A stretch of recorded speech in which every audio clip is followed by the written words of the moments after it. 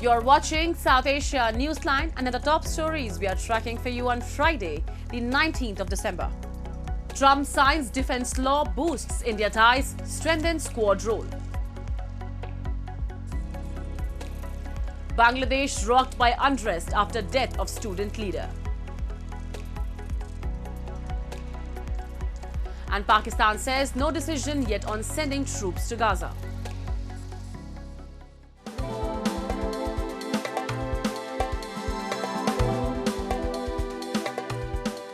And now for all the details. The United States has signed into the law the National Defense Authorization Act for fiscal year 2026. The Defense Policy Bill underscores Washington's intent to deepen strategic and military engagement with India, including the Quad, as part of efforts to counter China in the Indo-Pacific. The law explicitly highlights the importance of broadening US engagement with India, including through the Quad, which comprises India, the United States, Japan and Australia. Meanwhile, in a post on X, India's Foreign Ministry spokesperson highlighted the first Indo-Pacific Logistics Network field training exercise that was carried out by Quad partners. The Quad, revived in 2017, is widely seen as a strategic grouping aimed at countering China's growing assertiveness in the Indo-Pacific region. The Act calls for closer bilateral and multilateral cooperation through military exercises, defense trade, maritime security, and joint efforts in humanitarian assistance. And Bangladesh is on the edge as the killing of student leader Sharif Usman Hadi has triggered violent protests and clashes across the country just weeks before crucial national elections. With security forces deployed nationwide and anti-India anger also spilling onto the streets, the unrest poses a serious test for the Yunus-led interim government and the country's fragile political transition. A report. Bangladesh is sliding deeper into crisis as political uncertainty, economic strain, street violence and communal tensions intensify ahead of national elections. The killing of youth leader and election candidate Sharif Usman Hadi during a campaign in Dhaka triggered violent protests, attacks on leading media houses and heightened security across the capital. The miscreants, steered the anger to demolish newspapers. They attacked us and our journalists were scared to death, so they had to flee the office. The unrest has unfolded under the interim administration led by Muhammad Yunus, formed after former Prime Minister Sheikh Hasina fled the country in August 2024. Clashes near the Indian High Commission and rising diplomatic tensions have added to the volatility, with analysts warning the turmoil appears orchestrated rather than spontaneous.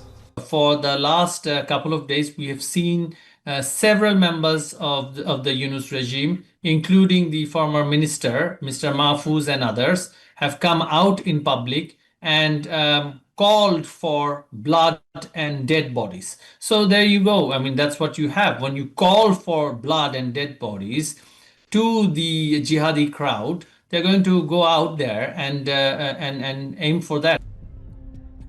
The unrest in Bangladesh has taken a darker turn, with violence now spilling into cultural spaces and minority communities.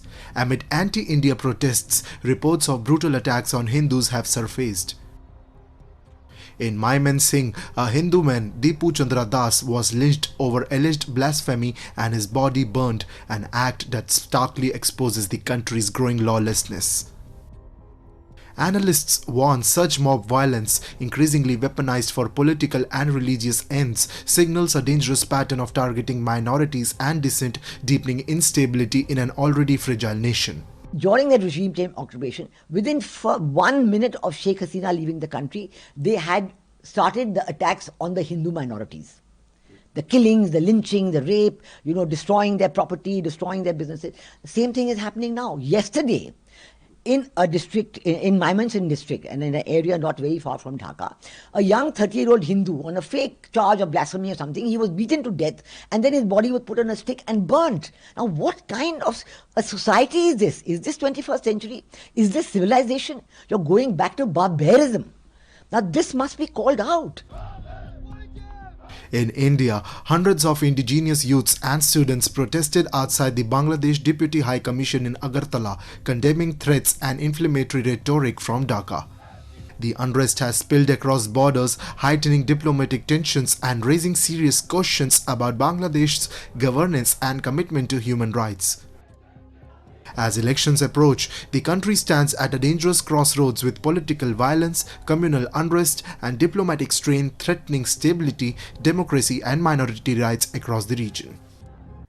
Pakistan has said it has not yet decided whether it will contribute troops to the proposed international stabilization force for Gaza, clarifying the speculation that Islamabad is facing pressure from Washington to join the mission. The clarification came on Thursday after reports suggested the United States was urging Pakistan to take part in the multinational force for Donald Trump's Gaza peace plan. Pakistan's Foreign Ministry spokesperson rejected multiple reports that claimed that Asim Munir, the chief of defense forces, was expected to visit Washington for talks with President Trump.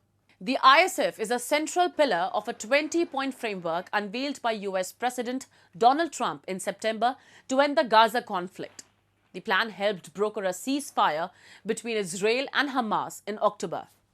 Pakistan voted in favor of the resolution, which authorized the ISF as a force tasked with providing security, demilitarization, and reconstruction in Gaza.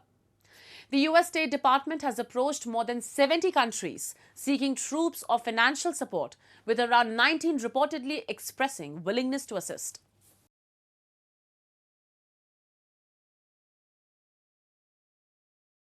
About Pakistan's participation in ISAF, I mentioned last week also, we have not taken a sovereign decision to participate in ISAF as yet. We will inform you about any development that takes place in this regard. Moving on, Pakistan's Karachi continues to reel under a worsening gas load shedding crisis, leaving residents struggling to manage basic needs as winter sets in. Their report. The gas load shedding crisis in Pakistan's largest city, Karachi, has intensified, adding to the daily hardships of residents. Locals say the Sway Southern Gas Company has been suspending gas supply at irregular timings. The situation has become particularly severe during winter, affecting cooking, heating water, and other essential household activities. Low-income families are among the worst hit. सुबह उठते हैं, सुबह gas नहीं होती है, सुबह जब नाश्ता बना रहे हैं, जब चूल्हे के पास जाते हैं, चूल्हा जलाते हैं, जो चूल्हा जलता नहीं, गैस ही नहीं होती, तो बड़े परेशान हैं भाई। ये देखें मीटर चल रहे हैं, गैस आती है, लोग बोलते हैं गैस आ रही है, हल्की फुल्की आती है, फिर चली जाती है, मीटर भी है, सब कुछ है। फिर सुबह उठते हैं, नाश्ता करने के लिए भी बाहर जाना पड़ता है होटलों पे। होटल के भाई थोड़े महंगे पड़ते हैं, हमारे अपने भी सेठ आदमी नहीं है, हम रोज़ बाहर नाश्ता करें, तो ये गैस के मीटर लगे में मसला ये सारा। और बिल इतने आ जाते हैं, गैस होती नहीं और बिल 5-5, 6-6, 7-7 हज़ार रुपये, 8-8 हज़ार रुपये गैस के बिल भेज देते हैं। इधर सब जगह ही नहीं है गैस, सर्दी गर्मी है ही नहीं गैस। गर्मियों में भी आती है तो 8 बजे वापसी चली जाती है, सुबह 9 बजे आती है, 9-10 बजे। गवर्नमेंट से क्या कहेंगे गैस के हवाले से, क्या इकदाम होने चाहिए? काफ़ी बार गए, धरने दिए, लेकिन हुआ ही नहीं कुछ। बोलते हैं हल हो जाएगा, लेकिन अभी तक के तो नहीं हुआ हल। Citizens allege that despite minimal gas supply, inflated bills continue to arrive every month, adding to their financial burden. Several protests have been held across the city, but residents claim their grievances remain unaddressed. With no concrete assurance from authorities, frustration continues to grow among Karachi's residents. And Sri Lankan farmers are facing severe challenges as Cyclone Ditwa has devastated rice fields, swept away crops and left thousands of hectares damaged. Many farmers are awaiting the promised government compensation for the destroyed fields. Your report. Cyclone Ditwa has devastated Sri Lanka's agricultural heartland, burying rice fields under mud and sand, killing hundreds, and pushing farming families closer to poverty. When Cyclone Ditwa tore through Sri Lanka in November, it struck the island nation just as young rice shoots were emerging. For 27-year-old farmer Nimesh Bandakumara, the storm destroyed months of work overnight, burying his 1-acre paddy field beneath mud and sand.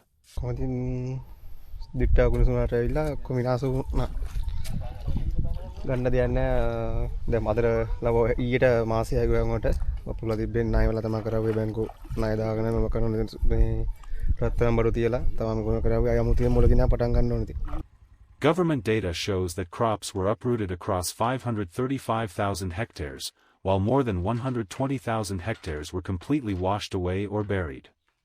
About 35 kilometers away, retired Army Special Forces soldier Pat Aini Gedera Nihal faces an even worse situation. A landslide triggered by the cyclone destroyed his hillside home, killing 7 neighbors and burying the half-acre paddy field that had supported his family for over a decade. කන්ද ඔක්කොම හේදිලා විලා ඔක්කොම ගහගෙන ගිහලා තියෙන්නේ. ඉතින් අර වැඩි අදින්න වැඩි අදලා වගා කරන්න තරම් කාලයක් නැහැ. ඉතින් ඒක නාය ගියා කියලා ඉතින් ගේ වගේම නාය ගියා ඒක මට නැති වුණා කියලා හිත හදාගෙන ඉන්නවා. ඉතින් සවාදහමට අපිට පිටුපාන්න බෑනේ. Authorities have promised compensation of 150,000 rupees for completely destroyed fields, but many farmers say the payments have yet to arrive and may fall far short of covering their losses. The cyclone cut through key rice, vegetable, and maize-growing regions farmed by nearly 1.8 million families. At least 643 people were killed and forced more than 70,000 into relief centers. With replanting costly and time-consuming, the damage might drive food inflation higher in Sri Lanka. Well, Sri Lanka has always been identified as one of the most climate vulnerable countries in the world, but we have never seen anything like this. We have never seen 25 districts all affected at the same time, and the level of the devastation we are seeing across the country, we have never seen anything like this before. And after being elected for a 3rd consecutive term as chairman of the CPN-UML, former Prime Minister KP Sharma Oli has called on party cadres to confront the interim Nepal government, even by force if necessary.